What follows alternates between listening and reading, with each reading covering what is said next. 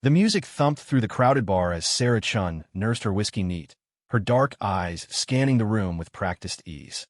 To anyone watching, she appeared to be just another woman unwinding after a long day at work. They couldn't have been more wrong. Sarah had just returned from a 3-month deployment in Eastern Europe, where she had successfully extracted a high-value asset from behind enemy lines. The operation had required her to pose as a diplomat's wife for 6 weeks, gathering intelligence while maintaining perfect cover. Now, back on American soil, she was trying to decompress in the anonymity of Murphy's Tavern, a dive bar on the outskirts of Arlington, Virginia. She preferred places like this when she needed to think. The dim lighting, the chatter of regular people living ordinary lives, the familiar smell of beer and fried food, it all helped ground her after months of living on adrenaline and calculated moves. Sarah had been running black operations for the past 8 years, climbing through the ranks of a division so classified that most government officials didn't know existed. At 34, she was the youngest person ever to lead the Strategic Operations Command, a unit responsible for the nation's most sensitive covert missions. The bartender, a weathered man in his 50s named Pete, had gotten used to her occasional visits. She always sat in the same corner booth, always ordered whiskey neat, and always left a generous tip without making conversation. He respected that she wanted to be left alone. Tonight felt different, though. Sarah could sense tension in the air, the kind that made her hand instinctively check for the concealed weapon at her hip. Her training had taught her to trust these instincts, and right now, they were telling her that trouble was brewing. At the bar's far end, a group of construction workers had been drinking heavily for the past 2 hours. Their conversation had grown increasingly loud and crude, punctuated by aggressive laughter that made other patrons uncomfortable. Sarah had been monitoring them peripherally, noting their body language and escalating intoxication levels. The leader of the group was a man named Derek Walsh, a crane operator who stood 6'3" and weighed close to 250. His thick arms were covered in tattoos, and his voice carried the authority of someone used to being the biggest person in the room. Derek had been laid off from his construction job 3 weeks ago, and the rejection letter from his ex-wife's lawyer had arrived that morning, denying his request to reduce child support payments. Sarah watched as Derek's attention shifted to a young woman sitting alone at the bar. Jessica Martinez was 26, a nursing student working the night shift at a nearby hospital. She had stopped in for a quick drink before heading home, unaware that she was about to become the target of a man looking for someone to blame for his problems. "Hey, sweetheart," Derek called out, his words slurring slightly. "You look lonely over there. Why don't you come join us real men for a drink?" Jessica politely declined, turning back to her phone and hoping he would lose interest. She had dealt with drunk men before during her shifts at the hospital, but something about this one made her nervous. His eyes held a coldness that suggested he wasn't used to being told no. Derek's friends encouraged him with crude comments and knowing looks. They had seen this pattern before. Derek would fixate on a woman, and if she rejected his advances, his mood would turn dark quickly. Tonight, with alcohol fueling his anger and frustration, they sensed things might escalate beyond their usual bar antics. Sarah continued to observe, her trained eye cataloging every detail. Derek's stance had shifted to something more aggressive, his shoulders squared and fists slightly clenched. His breathing had changed too, becoming more shallow and rapid, classic signs of someone preparing for confrontation. She had seen enough combat situations to recognize when violence was imminent. "I'm talking to you, bitch," Derek said louder, sliding off his bar stool and taking a step toward Jessica. "Don't you hear me?" The entire bar fell silent. Even Pete stopped wiping glasses and looked up with concern. Jessica's face had gone pale, but she kept her composure, gathering her purse and preparing to leave. She had learned in nursing school that the best way to deal with aggressive patients was to remain calm and remove herself from the situation when possible. "Excuse me," Jessica said quietly, standing up from her stool. "I was just leaving." Derek moved to block her path, and Sarah saw his right hand ball into a fist. In her line of work, she had learned to read micro-expressions and body language like most people read books. Derek's facial muscles had tightened in a specific pattern that preceded violent action 90% of the time. His weight had shifted to his back foot, preparing to throw a punch. Sarah made her decision in a split second. She had sworn an oath to protect American citizens, and that oath didn't end when she was off duty. More than that, She had watched too many strong men use their size to intimidate women, and it triggered something primal in her, a protective instinct that had been honed by years of combat training. She stood up smoothly, her movements so fluid and controlled that it looked almost casual. Years of martial arts training had taught her how to move without telegraphing her intentions. To anyone watching, she appeared to be simply getting up to use the restroom. Derek raised his hand, and Sarah saw Jessica flinch in anticipation of the blow. Time seemed to slow as Sarah's training took over. She crossed the 15 feet between them in 4 quick steps, her hand intercepting Derek's wrist just as he began to swing. The surprise on Derek's face was comical. He had been focused entirely on Jessica and hadn't even noticed the Asian woman approaching from behind. Sarah's grip on his wrist was like a steel vise, and despite his size advantage, he found he couldn't move his arm at all. "I think the lady wants to leave," Sarah said quietly, her voice carrying an authority that made everyone in the bar pay attention. "Why don't you let her?" Derek tried to pull his arm away, but Sarah's grip didn't budge. Her fingers had found the precise pressure points that would cause excruciating pain if he continued to struggle. It was a technique she had learned from a former Spetsnaz operative during a joint mission in Afghanistan. "Who the hell are you?" Derek snarled, trying to use his free hand to grab Sarah. She smoothly deflected his attempt, using his own momentum to throw him off balance. To the other patrons, it looked like Derek had simply stumbled drunkenly.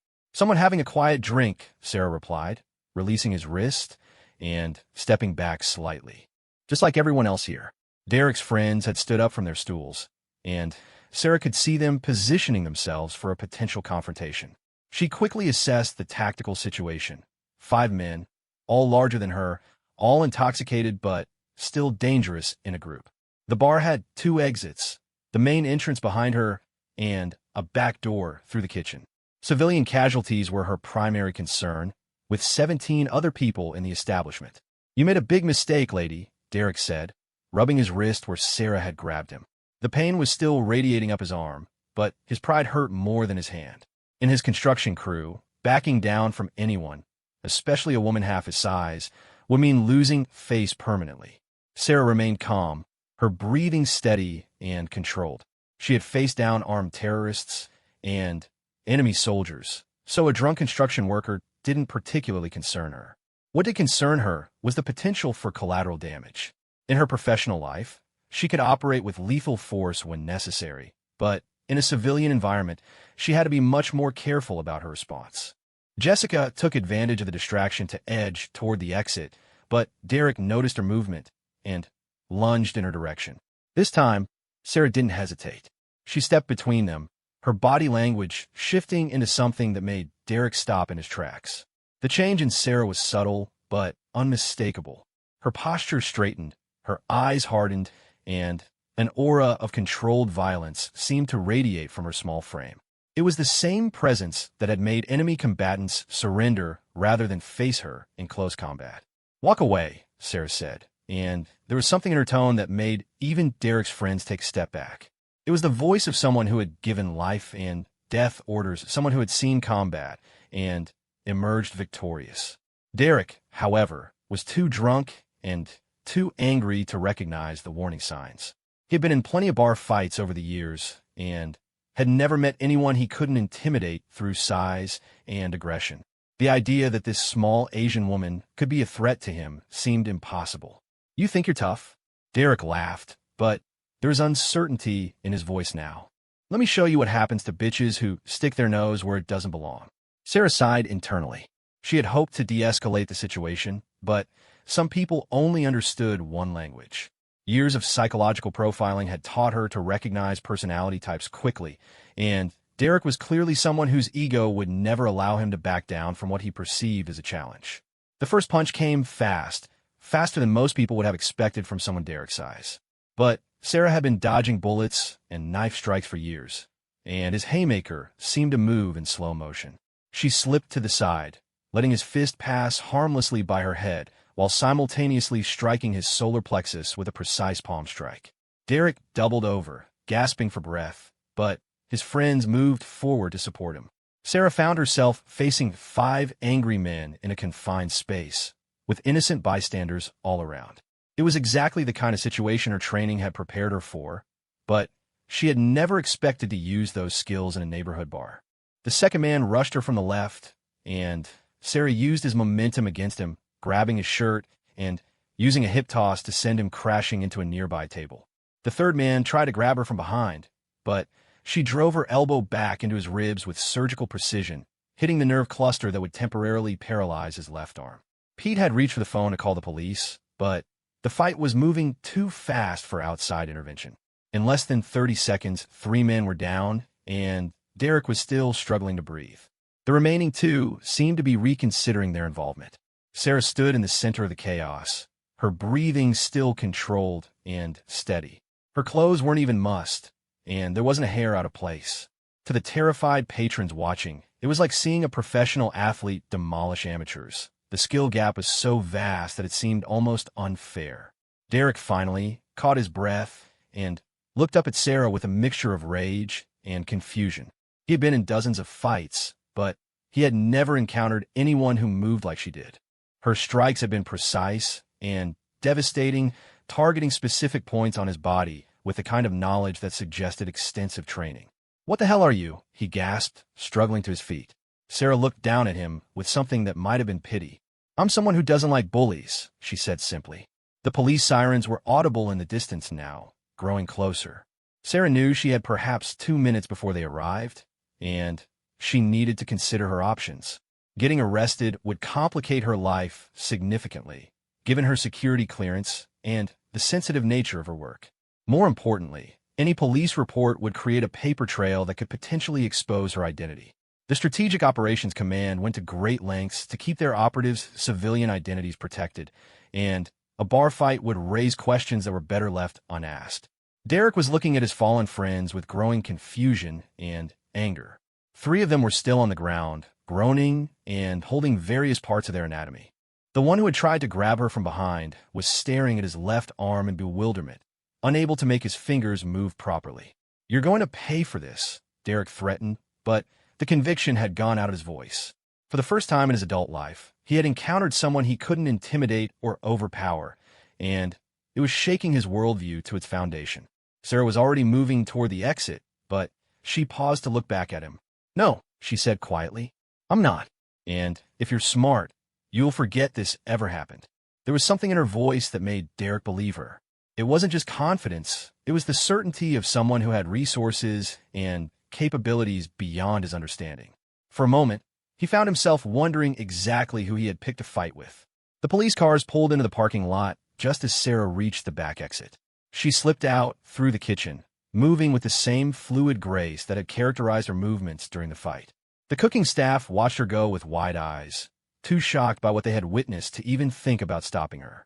Outside, Sarah walked calmly to her car, a nondescript Honda Civic that gave no indication of the sophisticated communication and defensive equipment hidden within its ordinary-looking interior. As she drove away, she could see the police entering the bar through her rearview mirror.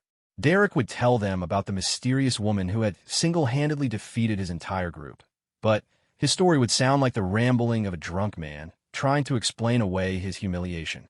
Without security cameras in that section of the bar, and with no other witnesses willing to corroborate his version of events, the police would likely chalk it up to a typical bar fight between construction workers. Sarah's phone buzzed as she merged onto the highway. It was a secure message from her deputy, Colonel Martinez, informing her that a new operation had been approved by the Joint Chiefs. She would need to report to the facility by 0700 the next morning for a full briefing. As she drove through the Virginia countryside, Sarah reflected on the evening's events. She had broken cover to help a stranger, potentially compromising her operational security for someone she didn't even know. By all tactical standards, it had been an unnecessary risk. But as she thought about the fear in Jessica's eyes and the casual way Derek had prepared to strike her, Sarah knew she would make the same choice again. Her oath to protect Americans wasn't just about foreign threats. Sometimes the danger came from within, from men who thought their size gave them the right to hurt others. The irony wasn't lost on her that Derek had tried to hit what he thought was a helpless woman, never knowing that he was facing someone who had eliminated terrorist cells and conducted operations in some of the most dangerous places on Earth. If he had known her true identity, he probably would have wed himself. Sarah smiled slightly at the thought as she pulled into her driveway. Tomorrow she would return to the shadows, planning operations that would never appear in any newspaper or history book. But tonight, she had reminded herself why that work mattered. Sometimes protecting people meant stopping a missile attack or preventing an assassination. And sometimes it meant stopping a drunk man from hitting a nurse in a dive bar. Both were equally important in their own way, and Sarah Chun was exactly the right person for both jobs. Derek Walsh would never know how close he had come to attacking one of the most dangerous women in America, and that was probably for the best. Some secrets were meant to be kept, especially the ones that kept the country safe while its citizens slept peacefully in their beds. The emergency briefing room at the Strategic Operations Command facility buzzed with controlled tension as Sarah entered at exactly 0700 hours. The underground complex, buried 60 feet beneath an innocuous office building in McLean, Virginia, housed the nation's most classified military intelligence operations. To reach this level, Sarah had passed through 7 different security checkpoints, each one scanning her biometrics and verifying her clearance level. The briefing room was designed to be completely secure from electronic surveillance, with walls lined with specialized materials that blocked all forms of signal transmission. A large digital display dominated the far wall, currently showing satellite imagery of a mountainous region Sarah recognized as the border between Afghanistan and Pakistan. Colonel Martinez stood at attention as Sarah entered, along with the other members of her core team. Dr. Rachel Kim, the unit's intelligence analyst, was already hunched over her laptop, processing data feeds from multiple sources. Captain James Thompson, their technology specialist, was testing communication equipment that would be crucial for the upcoming operation. Master Sergeant Williams, their weapons and tactics expert, reviewed mission parameters on a tablet. "Good morning, Director Chun," Colonel Martinez said formally. In this environment, rank and protocol mattered, even though they had worked together for 5 years and trusted each other with their lives. Sarah took her seat at the head of the conference table, noting the tension in her team's faces. She had learned to read these subtle cues over years of leading high-stakes operations. Whatever mission they were about to discuss was going to be challenging, even by their standards. "What do we have, Colonel?" Sarah asked, accepting the classified briefing folder that Martinez handed her. 3 days ago, one of our deep cover assets in the region went dark. Martinez began, activating the wall display. Agent Rebecca Stone, operational codename Nightingale, was conducting surveillance on a suspected terrorist training facility when she missed her scheduled check-in. Sarah studied the personnel file that appeared on screen. Rebecca Stone was 31 years old, a former Army Ranger who had been recruited into special operations after demonstrating exceptional skills in unconventional warfare. She had been operating in the Afghanistan-Pakistan border region for 8 months, posing as a European aid worker while gathering intelligence on terrorist movements. "What was her last known position?" Sarah asked, already beginning to formulate extraction scenarios in her mind. Dr. Kim looked up from her laptop. Her final transmission came from a village called Khas Pakhtia, approximately 40 kilometers from the Pakistani border. She reported unusual activity at the suspected training facility, multiple vehicles arriving at night, and what appeared to be the construction of new buildings.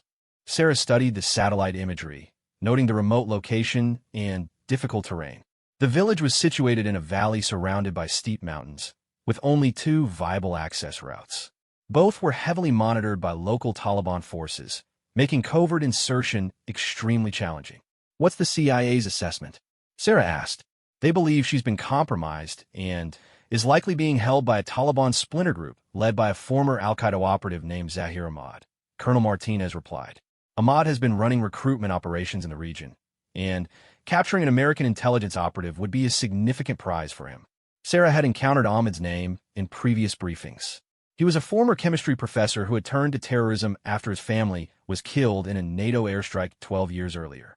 Unlike many Taliban commanders who focused on local power struggles, Ahmad had maintained connections with international terrorist networks and was suspected of planning attacks on Western targets.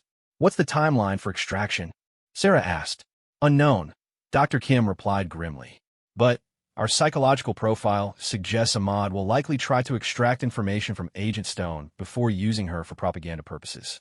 Based on his previous operations, we estimate we have perhaps 72 hours before the situation becomes irreversible." Sarah understood the implication. Ahmad had a reputation for releasing videos of captured enemies before executing them, using the psychological impact as a weapon against Western forces. If Rebecca Stone appeared in one of those videos, it would not only be a personal tragedy, but a significant intelligence failure that could compromise other operations in the region. What's the recommended course of action from upstairs? Sarah asked, referring to the Pentagon officials who ultimately approved her unit's missions. Colonel Martinez hesitated slightly. The official recommendation is to wait and gather more intelligence before committing resources. The risk assessment indicates that a rescue operation would have less than 30% chance of success and could result in significant casualties. Sarah studied the faces of her team members. She had worked with these people long enough to know when they disagreed with official recommendations, but were reluctant to voice their opinions. The culture of special operations emphasized following orders, but it also valued the judgment of experienced field commanders. What's the unofficial recommendation? Sarah asked quietly. Master Sergeant Williams spoke up. With respect, ma'am, Agent Stone is one of ours. We don't leave people behind, regardless of the odds. Sarah nodded, understanding the sentiment completely. The unwritten code of special operations was that no one was left behind, regardless of the cost. It was a principle that had driven countless rescue missions throughout military history, and it was one of the reasons why elite units maintained such strong bonds of loyalty. But Sarah also understood the broader strategic picture. A failed rescue attempt could result in the loss of additional lives and potentially compromise other ongoing operations. As the commander, she had to balance the immediate human cost against the larger mission requirements. Give me the tactical analysis, Sarah said to Captain Thompson. Thompson activated a detailed topographical display. The target location is here, he said, pointing to a cluster of buildings in a valley. Our best intelligence suggests Agent Stone is being held in a compound approximately 2 kilometers from the village center. The facility is surrounded by natural barriers that limit approach routes. Sarah studied the terrain carefully. The compound was situated against a cliff face, with the only practical approach coming through a narrow valley that could easily be defended by a small force. Any rescue team would have to traverse several kilometers of hostile territory while carrying enough equipment to breach the facility and extract a potentially injured operative. What about air support? Sarah asked. Limited options, Thompson replied. The proximity to the Pakistani border means we can't use conventional aircraft without risking an international incident. We could potentially use stealth helicopters for insertion and extraction, but the mountain terrain makes low-level flight extremely dangerous. Dr. Kim added her analysis. Local weather patterns show frequent windstorms that could ground aircraft for days at a time. We need to time any operation carefully to avoid being stranded in hostile territory. Sarah processed all the information while considering alternatives. A conventional military assault would be too conspicuous and likely to result in civilian casualties. A negotiated exchange was impossible since officially the United States didn't acknowledge the existence of agents like Rebecca Stone. That left only a covert rescue operation conducted by a small team with minimal support. What's our current human intelligence in the area? Sarah asked. Colonel Martinez consulted his notes. We have 2 local assets who could provide reconnaissance and basic support, but their reliability is questionable. One is motivated primarily by financial compensation, and the other has family members who could be threatened if his cooperation is discovered. Sarah had worked with local assets throughout her career and understood their limitations. While they could provide valuable intelligence and logistical support, they couldn't be relied upon for critical mission components. Any rescue operation would need to be self-sufficient and prepared for the possibility that local support might disappear at the crucial moment. How many personnel are we looking at for the compound? Sarah asked. Conservative estimate is 15 to 20 hostiles, Master Sergeant Williams replied. These aren't regular Taliban fighters. Ahmad has been recruiting experienced veterans for various conflicts. We should assume they're well-trained and properly equipped. Sarah made her decision. The official recommendation to wait was based on political considerations and casualty aversion, not on the tactical realities of the situation. Every hour that passed decreased Rebecca Stone's chances of survival, while potentially allowing Ahmad to extract valuable intelligence about American operations. Colonel Martinez, I want you to develop a tactical plan for a small team extraction, Sarah said. Assume minimal air support and no reliable local assistance. Master Sergeant Williams, I want weapons and equipment recommendations for a 4-person team operating in mountainous terrain for up to 72 hours. The team members exchanged glances. They had worked with Sarah long enough to recognize when she was preparing to override official guidance in favor of operational necessity. It was one of the reasons they respected her leadership. She was willing to take calculated risks when the situation demanded it. "Ma'am," Colonel Martinez said carefully, "are we proceeding without authorization?" Sarah considered the question. Technically, she had the authority to approve emergency operations without prior consent from the Pentagon, but using that authority for a mission specifically discouraged by her superiors would have significant career consequences. If the operation failed, she would likely face a court-martial. If it succeeded, she might still face disciplinary action for insubordination. "We're developing contingency plans," Sarah replied diplomatically. "If the situation changes, I want to be ready to act quickly." Dr. Kim looked up from her computer. "Director, I'm seeing increased chatter on intercepted communications. It appears Ahmad is planning to move Agent Stone to a different location within the next 48 hours. This changed the tactical situation significantly. If Rebecca Stone was moved deeper into Taliban-controlled territory, any rescue attempt would become exponentially more difficult. Sarah realized they were rapidly approaching a point where action would become impossible. "Where is she being moved to?" Sarah asked. "Unknown, but the communications suggest a location closer to the Pakistani border," Dr. Kim replied. "Once she crosses into Pakistan, our ability to conduct operations becomes virtually zero." Sarah stood up and walked to the display, studying the geography of the region. The border area was known to be a sanctuary for terrorist groups, with Pakistani authorities either unable or unwilling to prevent their activities. If Rebecca Stone disappeared into that region, she would likely never be seen alive again. "How confident are we in this intelligence?" Sarah asked. 70%, Dr. Kim replied. "The communications are encrypted, but we've been tracking Ahmed's group for months and have learned to recognize their patterns." Sarah made her final decision. Sometimes leadership required accepting personal responsibility for outcomes that couldn't be predicted or controlled. Rebecca Stone was an American operative who had risked her life in service of her country, and abandoning her to political considerations was not acceptable. "Colonel Martinez, I want a mission plan on my desk in 6 hours," Sarah said. "Assume a 4-person team with myself as team leader. Master Sergeant Williams, I want equipment recommendations for extended operations in hostile territory. Captain Thompson, I need communication protocols that will work regardless of weather conditions." The room fell silent as her team processed the implications of her decision. They were preparing for an unauthorized rescue mission that could end their careers even if it succeeded. But they were also preparing to save the life of a fellow operative who had no one else to rely on.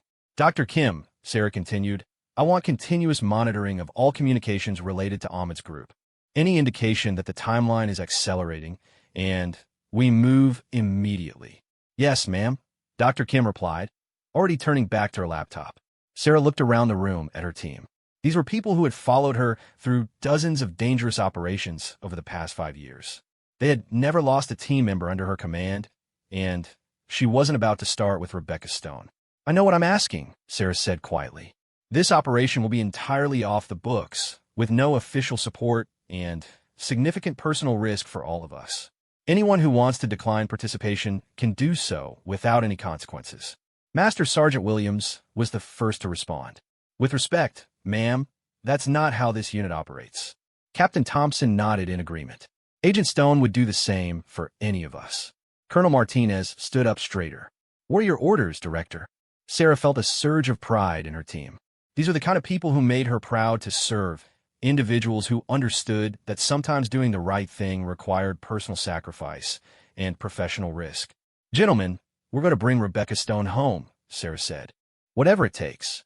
As her team dispersed to begin mission planning, Sarah remained in the briefing room, staring at the satellite imagery of the remote Afghan valley where one of her people was being held prisoner. Tomorrow night, she will be leaving the safety of her command center to personally lead a rescue operation that could end her career and possibly her life.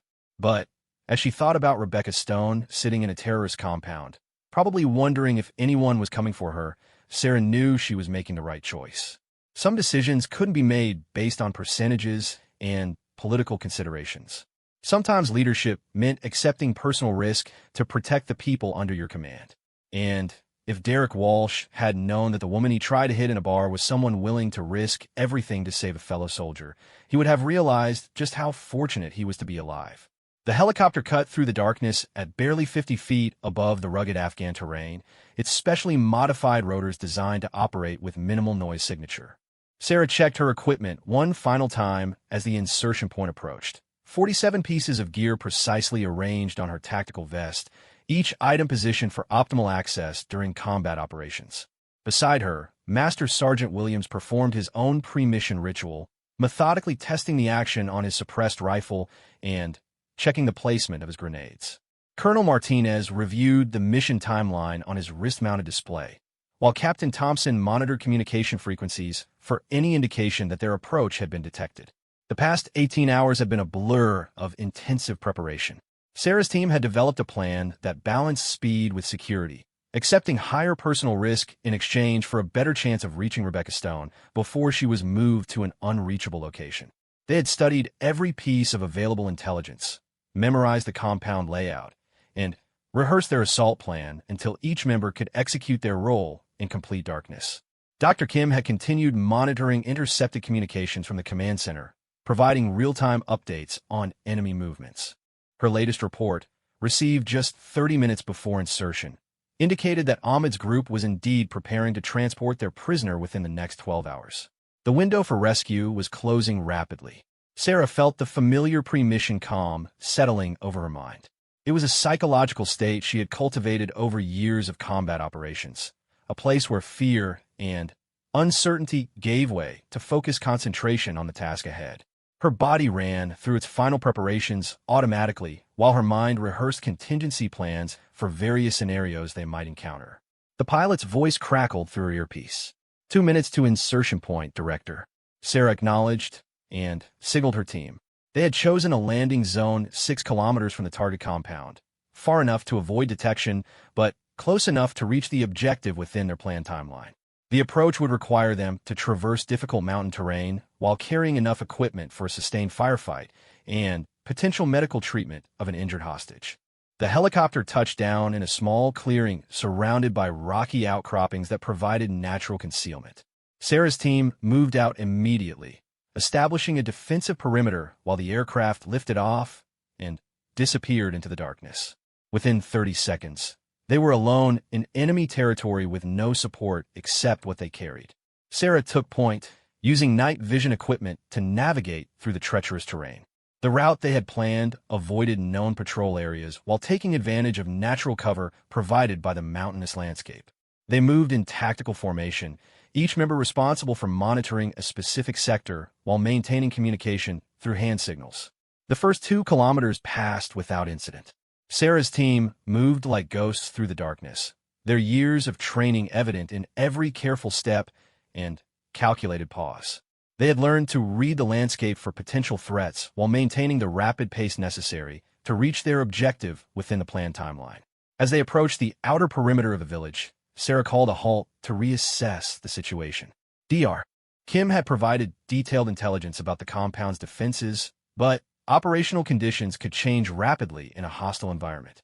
Sarah wanted to personally observe the target before committing her team to the assault.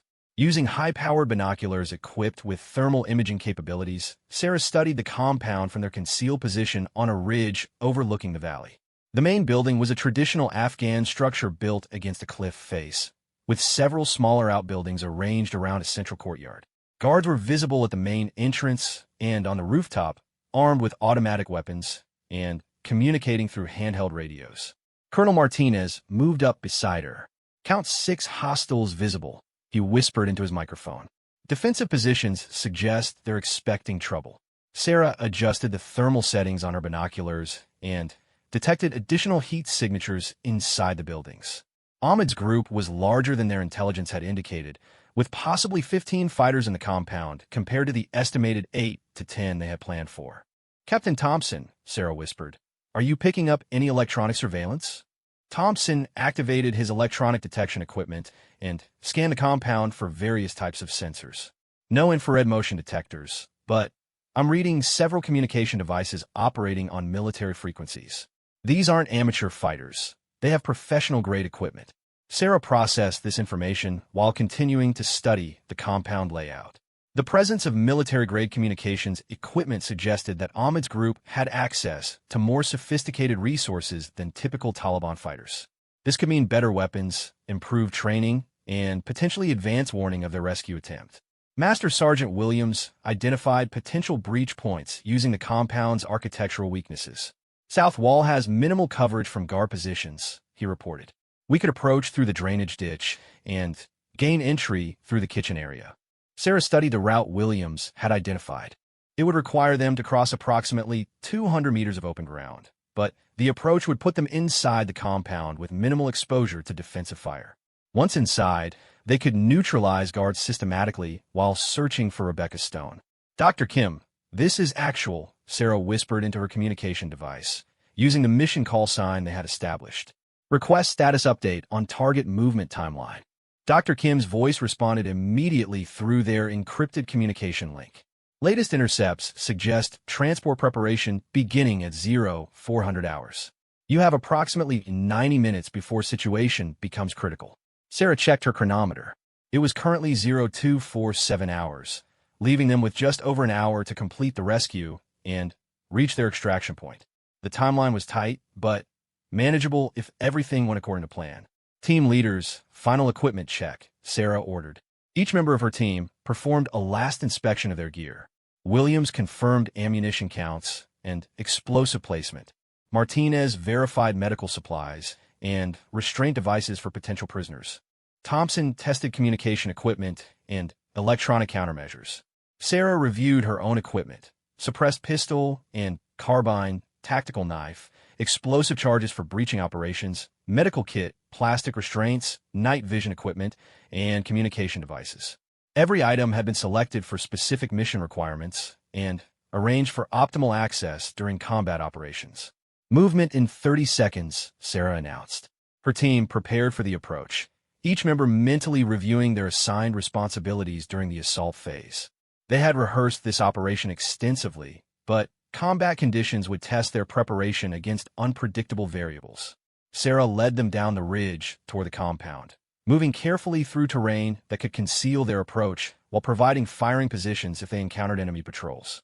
The drainage ditch Williams had identified offered excellent concealment, but it also represented a potential trap if their presence was detected. They reached the edge of the compound perimeter without encountering resistance.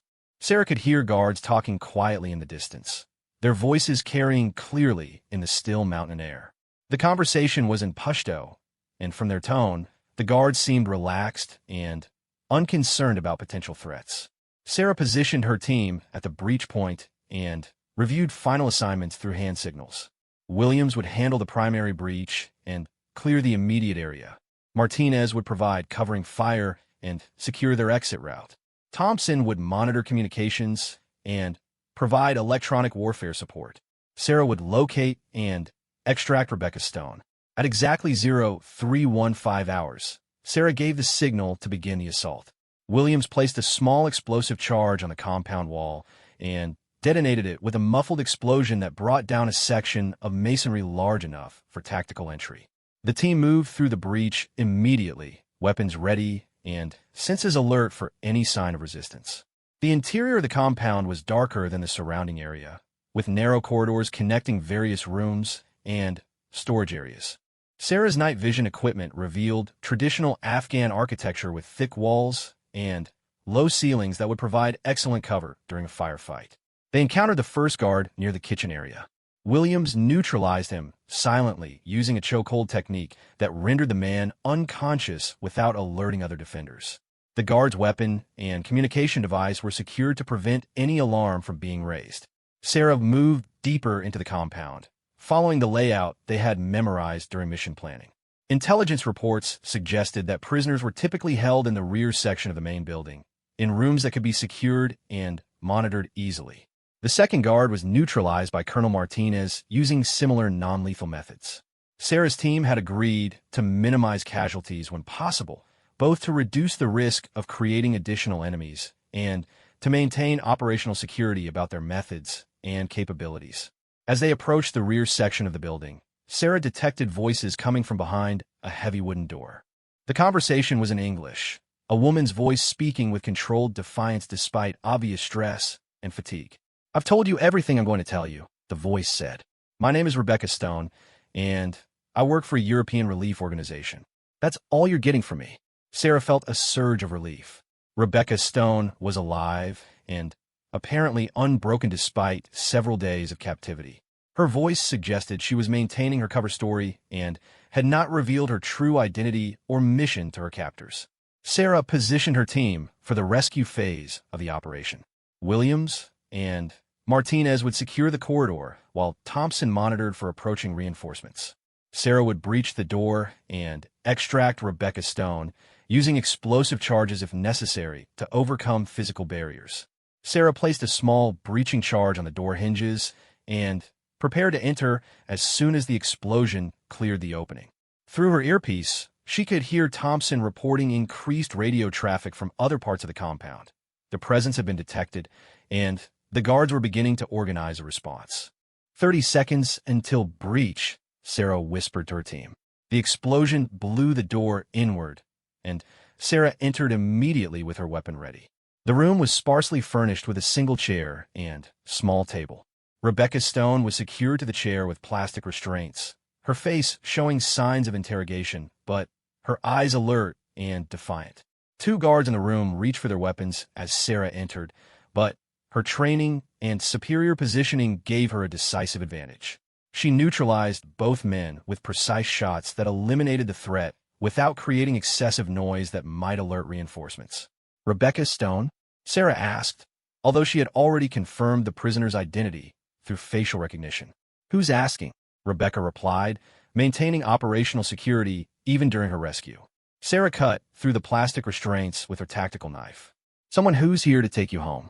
Rebecca's eyes widened as she recognized the implications of Sarah's equipment and professional demeanor. This wasn't a conventional military rescue. It was a special operations extraction conducted by personnel with capabilities that match her own training and experience. "Can you move?" Sarah asked, helping Rebecca to her feet and conducting a rapid assessment of her physical condition. "I'm functional," Rebecca replied, testing her balance and mobility. "They've been careful not to damage me permanently. I think they plan to use me for propaganda purposes." Sarah handed Rebecca a spare pistol and communication device. "We're leaving now. Stay close and follow my lead." As they prepared to exit the room, Thompson's voice crackled through their earpieces. "Multiple hostiles converging on your position. Estimate 12 to 15 fighters approaching from the main compound area." Sarah assessed their tactical situation rapidly. They were in the rear section of the compound with enemy forces blocking their primary exit route. The original extraction plan would need to be modified to account for increased resistance and the necessity of protecting a recently rescued hostage. "Williams, Martinez, fall back to defensive positions," Sarah ordered. "Thompson, initiate electronic countermeasures and prepare for emergency extraction." Sarah led Rebecca Stone through a window opening that provided access to the cliff face behind the compound. The mountainous terrain that made the compound defensible could also provide escape routes for a small team with mountaineering equipment. "Can you handle a rappel descent?" Sarah asked Rebecca, who was examining the cliff face and calculating the technical requirements for such a descent. "With proper equipment, yes," Rebecca replied. "But I don't see any anchor points." Sarah was already placing explosive charges that would create anchor points for rappelling ropes. Her team had prepared for multiple escape scenarios, including the possibility that their primary exit route would be compromised by enemy action. The explosive charges detonated simultaneously, creating 3 secure anchor points that could support the weight of the entire team during a rapid descent. Sarah secured rappelling ropes while her team provided covering fire against approaching enemy forces. "Thompson, what's our extraction timeline?" Sarah asked. "Emergency protocols activated," Thompson replied. "Helicopter inbound, ETA 15 minutes to alternate extraction point." Sarah helped Rebecca Stone into improvised rappelling gear while calculating the time and distance requirements for reaching their backup extraction zone. They would need to descend the cliff face, traverse approximately 2 kilometers of difficult terrain, and reach the landing zone while potentially being pursued by hostile forces. The firefight in the compound was intensifying as Ahmed's fighters attempted to prevent their escape. Williams and Martinez were conducting a fighting withdrawal, using explosive charges and suppressive fire to slow the enemy advance while protecting their avenue of retreat. Beginning descent, Sarah announced, helping Rebecca Stone over the edge of the cliff. The rappel descent was conducted in near-complete darkness, with both women relying on their training and equipment to navigate the treacherous cliff face. Rebecca Stone performed admirably despite her recent captivity, maintaining proper form and control throughout the descent. At the bottom of the cliff, Sarah's team regrouped quickly and began moving toward the extraction zone. Behind them, they could hear Ahmed's fighters organizing a pursuit, but the darkness and difficult terrain would make tracking them extremely challenging. Sarah led her team through the mountains at a pace that balanced speed with security, knowing that their helicopter would not wait if they missed the extraction window. Rebecca Stone kept up despite her ordeal, demonstrating the physical conditioning and mental toughness that had qualified her for special operations work. Thompson, status report, Sarah requested as they approached the extraction zone. Helicopter on final approach, Thompson replied. Landing zone is secure. No enemy contact detected. Sarah could see the aircraft's navigation lights in the distance, approaching low and fast to minimize exposure time. They had successfully completed the rescue phase of their mission, but they wouldn't be truly safe until they were airborne and heading back toward friendly territory. As the helicopter touched down, Sarah helped Rebecca Stone aboard while her team provided perimeter security. The entire rescue operation had taken less than 40 minutes from breach to extraction, but it had felt like hours during the intense action. Mission accomplished, Sarah reported to Dr. Kim as the helicopter lifted off. Package secured and en route to base. Rebecca Stone looked around at the sophisticated equipment and professional demeanor of a rescue team, beginning to understand that this wasn't a standard military operation. Who are you people? She asked. Sarah smiled slightly. We're the people who come looking when someone like you goes missing. As the helicopter flew through the darkness towards safety, Sarah reflected on the successful mission. They had rescued Rebecca Stone, neutralized a terrorist threat, and maintained operational security throughout the operation. It had been the kind of complex, high-risk mission that justified the existence of special operations units. And if Derek Walsh could see her now, leading a team of elite operatives through a successful combat mission in enemy territory, he would finally understand exactly who he had tried to hit in that bar. But that was a secret Sarah would carry with her, just like all the others that kept America safe. 3 weeks after the successful extraction of Rebecca Stone, Sarah sat in a sterile debriefing room at CIA headquarters in Langley, facing a panel of senior intelligence officials whose expressions ranged from grudging admiration to barely concealed hostility. The mission had been an unqualified success from an operational standpoint, but the political ramifications were still being calculated at the highest levels of government. Deputy Director Harrison, a career intelligence officer with 30 years of experience, opened the folder containing Sarah's mission report. Director Chun, let's begin with your decision to proceed without explicit authorization from the Joint Chiefs. Sarah had expected this line of questioning. The unauthorized nature of her rescue operation had created significant controversy within the intelligence community, despite its successful outcome. Several officials had argued that her actions represented dangerous insubordination that could set a precedent for future operations. Sir, Agent Stone was scheduled to be moved to a location beyond our operational reach within hours of our insertion, Sarah replied. Waiting for authorization would have resulted in the loss of an American operative and potentially valuable intelligence. General Morrison, representing the Joint Chiefs, leaned forward in his chair. Director Chun, you understand that operational autonomy comes with limits. Your unit exists to execute approved missions, not to initiate unauthorized operations based on your personal judgment. Sarah maintained her composure despite the implied criticism. She had known the professional risks when she decided to proceed with the rescue mission, but she would make the same choice again without hesitation. Rebecca Stone was alive and safe because Sarah had been willing to accept those risks. General Morrison, my operational charter includes emergency authorization for time-sensitive rescues of American personnel, Sarah responded. I determined that the circumstances met those criteria and acted accordingly. The third panel member, Director Williams from the NSA, reviewed classified communications intercepts on his tablet. Our analysis indicates that Ahmed's group was indeed preparing to transport Agent Stone to a Pakistani facility. Your assessment of the timeline appears to have been accurate.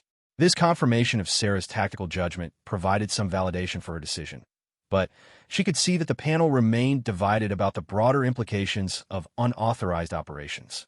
The intelligence community operated under strict hierarchical control, and any deviation from established protocols created concerns about operational discipline.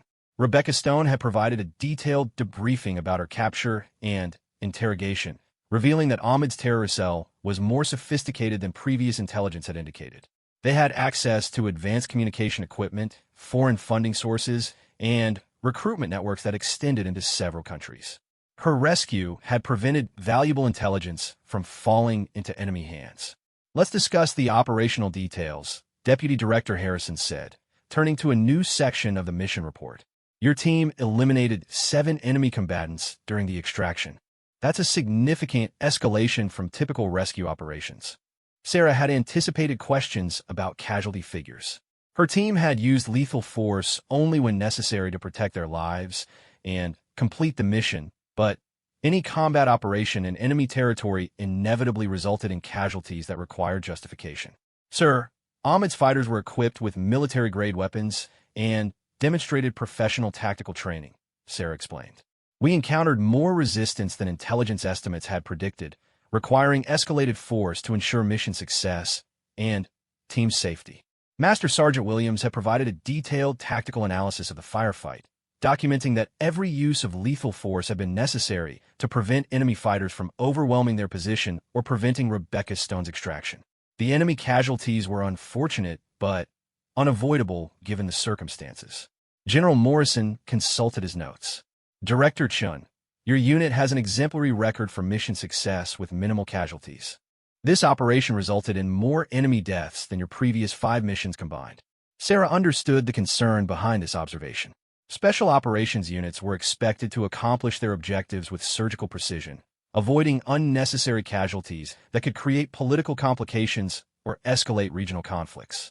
Her team's performance had been tactically sound, but the body count represented a departure from their typical operational profile. General, Ahmed's cell represented a significant escalation in enemy capabilities, Sarah replied.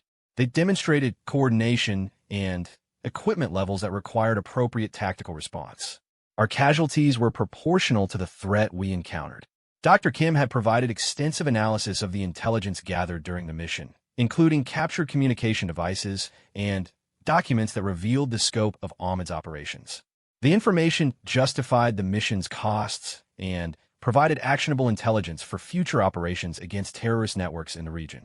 The 4th panel member, Congressman Bradley from the House Intelligence Committee, spoke for the first time. Director Chun, regardless of the mission's tactical success, there are concerns about accountability and oversight. Special operations units cannot operate as independent entities without appropriate civilian control. Sarah recognized the political dimensions of this criticism. Congress maintained oversight responsibility for intelligence operations, and unauthorized missions raised questions about the balance between operational effectiveness and democratic accountability. Her decision to proceed without authorization had created a precedent that worried civilian officials. Congressman Bradley, I accept full responsibility for my decisions during this operation, Sarah said. The Strategic Operations Command operates under clearly defined parameters, and I remained within my authorized scope of action. Rebecca Stone's intelligence had already proven valuable for other ongoing operations. Her observations about Ahmed's network had led to the identification of funding sources and communication channels that were being exploited by multiple terrorist groups. The mission's strategic value extended far beyond the rescue of a single operative. Deputy Director Harrison reviewed additional sections of the mission report. Director Chun, let's discuss your team composition. You personally led this operation instead of delegating command to a subordinate. That represents an unusual level of personal involvement for a unit commander. Sarah had expected this question as well. Most special operations commanders remained at headquarters during missions, coordinating from secure command centers rather than participating directly in field operations. Her decision to lead the rescue personally had raised questions about appropriate risk management and command structure. Sir, The mission's complexity and time constraints required direct leadership, Sarah explained. Agent Stone's survival depended on split-second tactical decisions that could only be made by someone with complete situational awareness. The truth was more complex than Sarah could explain in an official debriefing. Her decision to lead personally had been driven by a combination of tactical necessity and personal responsibility. Rebecca Stone was her operative, and Sarah believed that commanders should be willing to accept the same risks they asked their subordinates to face. Colonel Martinez had provided supporting testimony about Sarah's leadership during the mission, emphasizing her tactical expertise and decision-making capabilities under extreme pressure. Every member of the rescue team had volunteered statements praising Sarah's performance and confirming that her presence had been crucial to the mission's success. General Morrison returned to the central issue. Director Chun, your unit's effectiveness is not in question. Your personal courage is not in question. What concerns us is the precedent of senior commanders initiating operations without appropriate authorization. Sarah understood the institutional concerns behind this criticism. The military operated under strict command hierarchies designed to prevent unauthorized operations that could escalate into larger conflicts. Her decision to proceed without explicit authorization had challenged those hierarchical structures, regardless of the mission's successful outcome. General, I would make the same decision again under identical circumstances, Sarah said quietly. American operatives deserve to know that their government will not abandon them to political considerations. Congressman Bradley looked up from his notes. Director Chun, that's an admirable sentiment, but it raises questions about your judgment regarding civilian authority and oversight. Sarah met his gaze directly.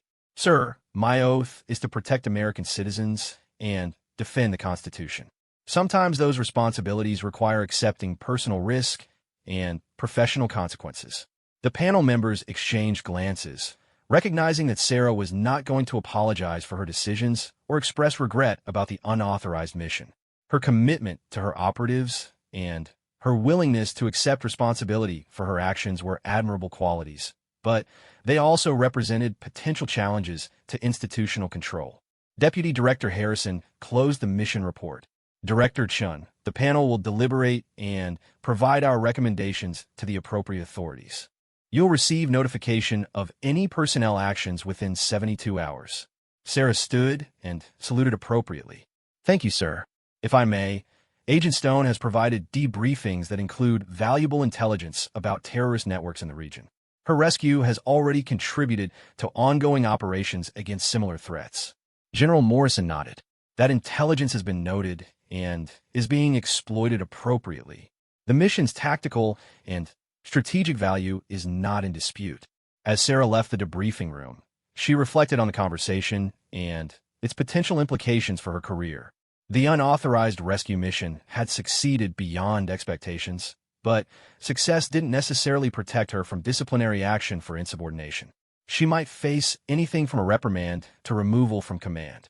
Walking through the corridors of CIA headquarters, Sarah encountered several colleagues who offered subtle nods of approval. The intelligence community was small enough that word of successful operations spread quickly, and her rescue of Rebecca Stone had enhanced her reputation among operational personnel, even if it created problems with senior officials.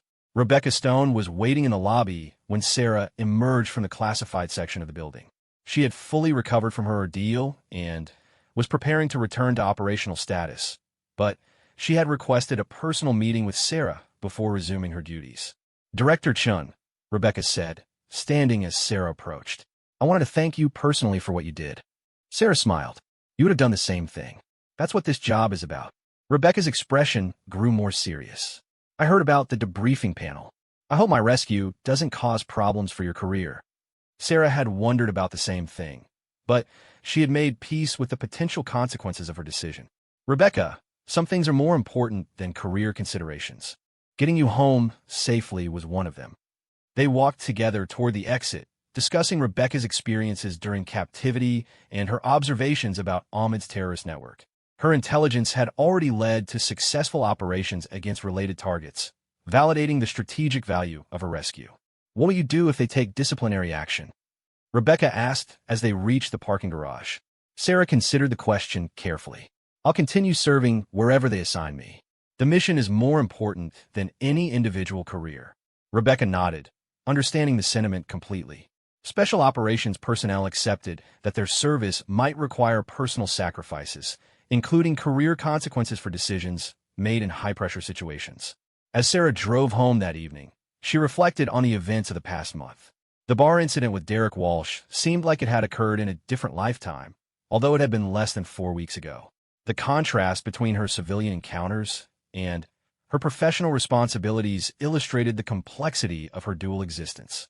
Derek Walsh had tried to hit someone he thought was a helpless woman, never knowing that she commanded one of the most elite military units in American history. The irony wasn't lost on Sarah that she had risked her career to save one woman while defending another woman required no thought at all. Her phone buzzed with a message from Dr. Kim, reporting that intercepted communications indicated Ahmed's network was in disarray following the loss of their facility and personnel. The rescue mission had disrupted their operations and forced them to relocate to less secure positions where they were more vulnerable to surveillance and interdiction. Sarah smiled at the strategic implications. Sometimes a single successful operation could cascade into broader tactical advantages, disrupting enemy networks and creating opportunities for follow-up actions. Rebecca Stone's rescue had eliminated a terrorist threat while generating intelligence that benefited multiple ongoing operations. The next morning brought official notification of the panel's decision. Sarah opened the classified message with some trepidation, knowing that her future with the Strategic Operations Command depended on their assessment of her unauthorized rescue mission. The message was brief and to the point. Director Chun, following review of operational reports and supporting evidence, the panel finds your actions during the recent rescue operation to be consistent with emergency authorization protocols. No disciplinary action is recommended.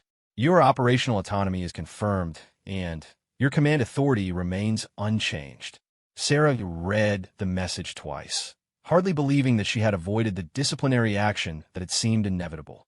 The panel had apparently decided that the mission's success and Rebecca Stone's valuable intelligence outweighed concerns about unauthorized operations. Colonel Martinez knocked on her office door and entered with a satisfied expression. "Congratulations, Director. Word is spreading that you've been cleared for the rescue mission." Sarah felt a mixture of relief and renewed determination. The panel's decision meant that she could continue leading her unit and protecting American operatives around the world. More importantly, it established a precedent that commanders would be supported when they made difficult decisions to save their people. "Colonel, what's our next mission?" Sarah asked, already looking forward to the challenges ahead. Martinez placed a new briefing folder on her desk. "We have reports of American contractors being held by pirates off the coast of Somalia. It looks like we might need another rescue operation."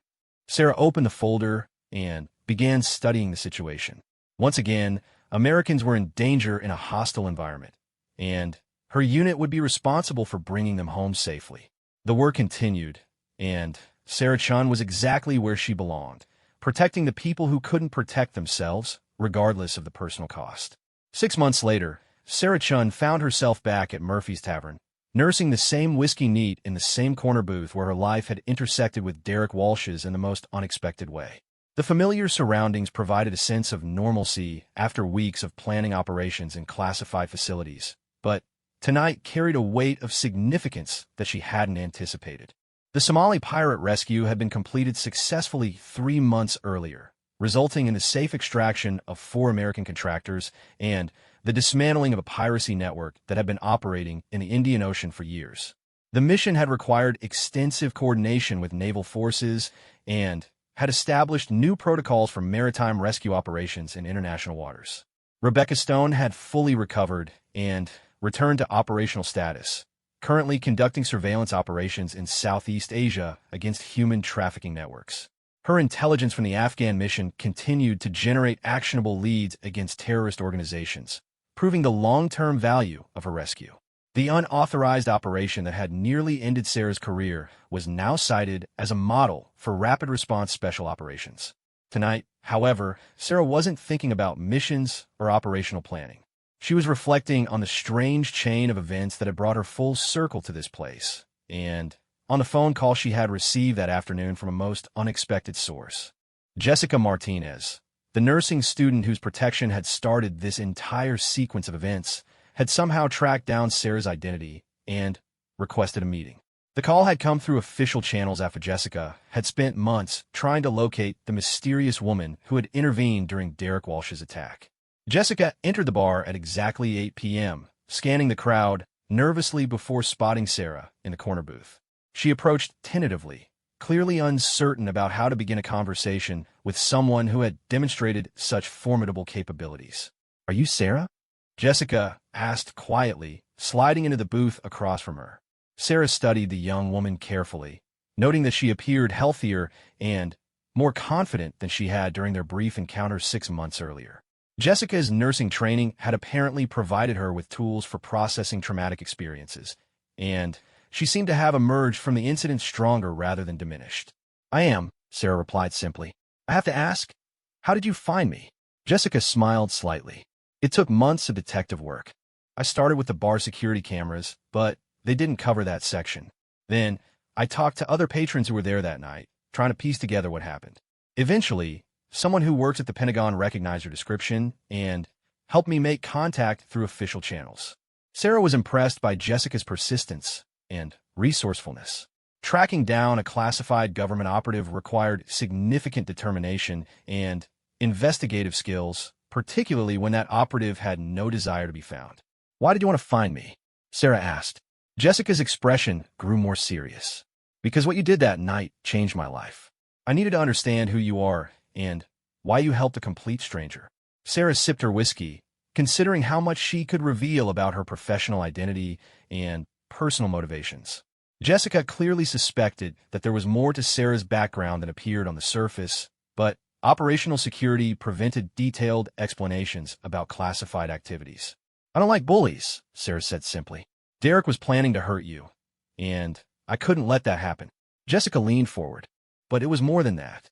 The way you moved, the way you handled him and his friends, that wasn't just someone who had taken a self-defense class. You knew exactly what you were doing." Sarah recognized that Jessica was intelligent enough to have drawn conclusions about her background based on what she had witnessed. The question was whether those conclusions posed any security risks or whether they could be managed through careful conversation. "I have some training in personal protection," Sarah replied diplomatically. Jessica smiled knowingly. "Sarah, I'm a nursing student.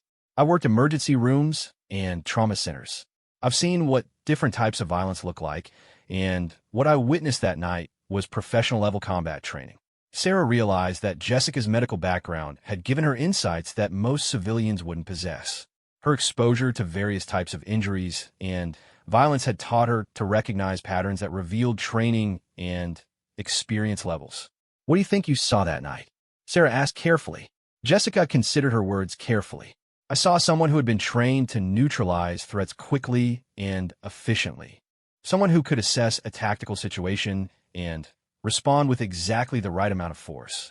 Someone whose first instinct was to protect others rather than herself." Sarah was surprised by the accuracy of Jessica's assessment. Most civilians would have focused on the physical aspects of the confrontation, but Jessica had recognized the tactical and psychological elements that revealed Sarah's professional background. "And what conclusions have you drawn from those observations?" Sarah asked. Jessica met her gaze directly. "That you're someone who serves our country in ways that most people never see or hear about. Someone who puts herself at risk to protect others, whether they're strangers in a bar or Americans serving overseas." Sarah felt a chill at how close Jessica had come to understanding her true role. While she hadn't revealed specific details about classified operations, her deductions suggested a level of insight that could potentially compromise operational security. "Jessica, that's a very perceptive analysis," Sarah said quietly. "But there are some things I can't discuss, even with someone as intelligent as you." Jessica nodded. "I understand that your work requires secrecy. I'm not asking for classified information. I just wanted to meet the person who saved my life and thank her personally." Sarah was touched by Jessica's gratitude, but she also felt uncomfortable with being characterized as a hero for doing what she considered a basic moral duty. Protecting innocent people was fundamental to her personal values and professional obligations. "You don't need to thank me," Sarah replied. "Anyone would have done the same thing." Jessica shook her head. "No, they wouldn't have. There were 17 other people in that bar that night, and none of them moved to help. You were the only one who was willing to take personal risk to protect a stranger. Sarah reflected on this observation, recognizing its accuracy. Most people avoided confrontation even when they witnessed obvious injustice, either from fear of personal consequences or from a belief that intervention was someone else's responsibility. What happened to Derek after that night? Sarah asked. Jessica's expression darkened slightly. He was arrested for assault and public intoxication. The police found cocaine in his possession, which added drug charges to his legal problems. He lost his construction job and violated his probation from a previous conviction. Sarah felt no sympathy for Derek's legal troubles. His decision to attack an innocent woman had revealed character flaws that probably extended to other areas of his life. The consequences he faced were the result of his own choices and actions. He's currently serving 18 months in county jail, Jessica continued. His ex-wife got a restraining order that prevents him from contacting her or their children. From what I heard, losing that fight with you was the beginning of a complete collapse of his life. Sarah considered the broader implications of that night's events. Her intervention had protected Jessica from immediate harm, but it also exposed Derek's underlying problems and potentially prevented him from harming others in the future. Do you think he learned anything from the experience? Sarah asked. Jessica considered the question carefully. I think he learned that his size and aggression don't make him invincible. Whether that translates into better decision-making remains to be seen. Sarah nodded, understanding that some people required dramatic consequences before they reconsidered their behavior patterns. Derek's encounter with someone who couldn't be intimidated had shattered his worldview and forced him to confront the limitations of his approach to life. Jessica, what have you done with this experience? Sarah asked. How has it affected your life? Jessica's face brightened noticeably. It inspired me to get more involved in helping people.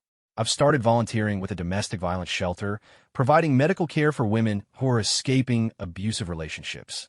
I've also taken self-defense classes so I can better protect myself if something like this happens again. Sarah felt a surge of pride at Jessica's positive response to trauma. Instead of allowing fear to limit her activities, Jessica had channeled her experience into helping others who face similar threats. That's exactly the right response, Sarah said. You've taken something negative and turned it into a force for good. Jessica leaned back in her seat, studying Sarah's face.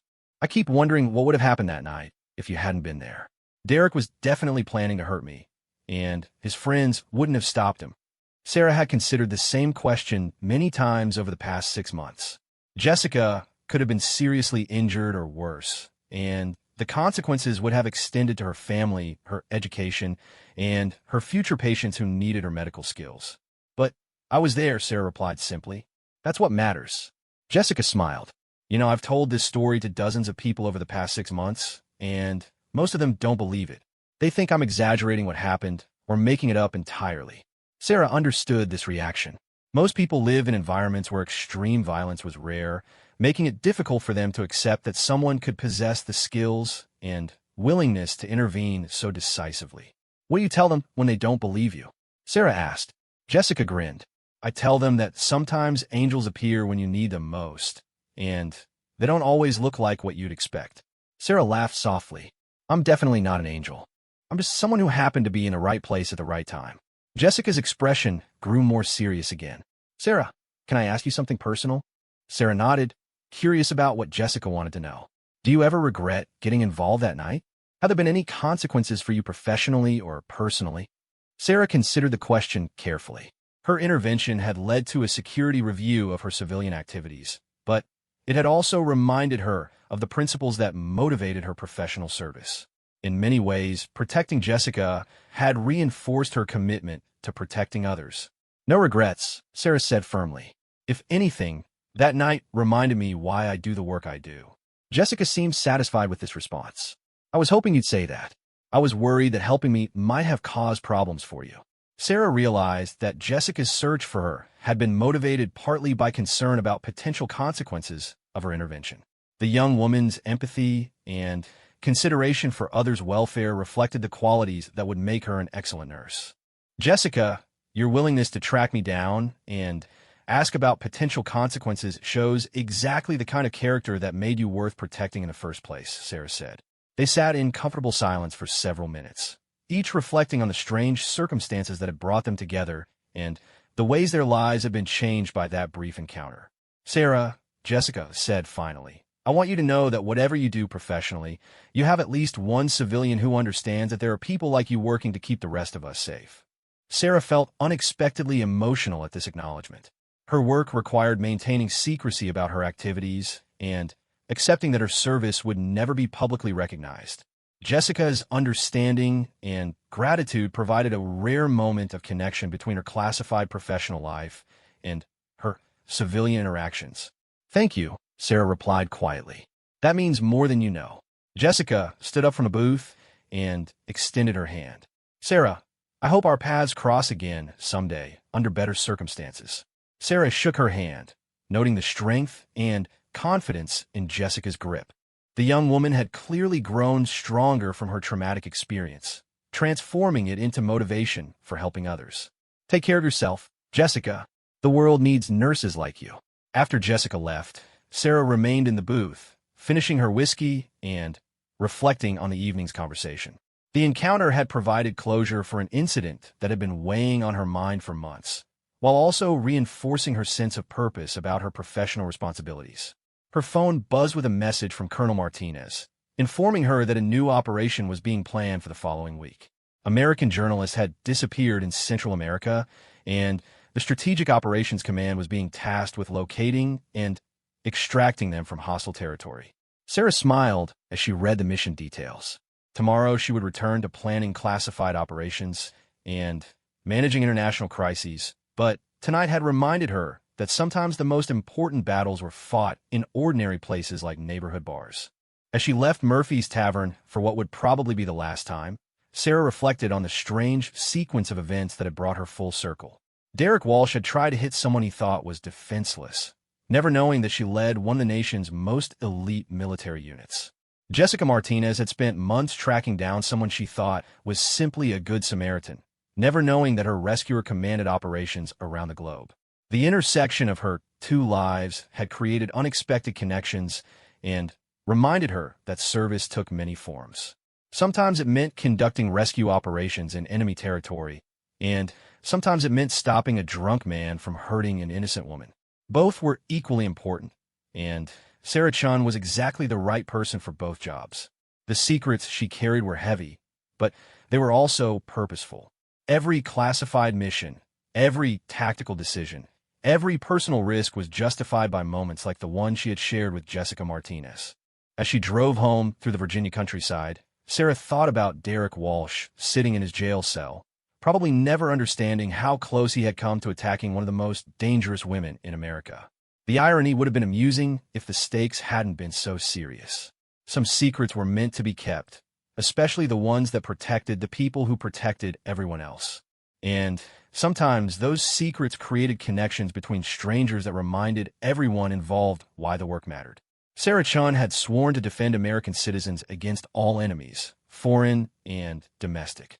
That oath had taken her to battlefields around the world and to a dive bar in Arlington, Virginia. Both missions had been successful, and both had been necessary. The work continued, and Sarah was exactly where she belonged, protecting the people who couldn't protect themselves, one mission at a time.